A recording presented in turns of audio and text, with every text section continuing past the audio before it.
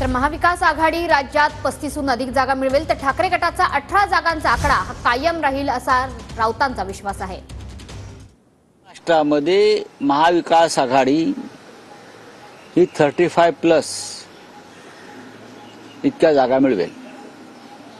35 आणि अधिक 30 तर नक्कीच एकत्रित, शिवाय काही जागा या फाईटमध्ये असतात, त्याच्याविषयी आता कल देता येत नाही।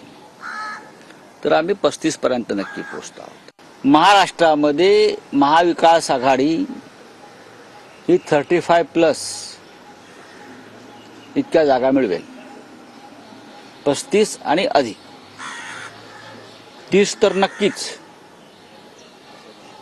नक्कीच एकत्रित, शिवाय काही जागा या फाईटमध्ये असतात, त्याच्याविषयी आता कल देता येत नाही।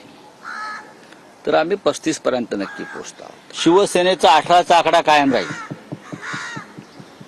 काँग्रेसला बेस्ट परफॉर्मन्स काँग्रेसचा राहील।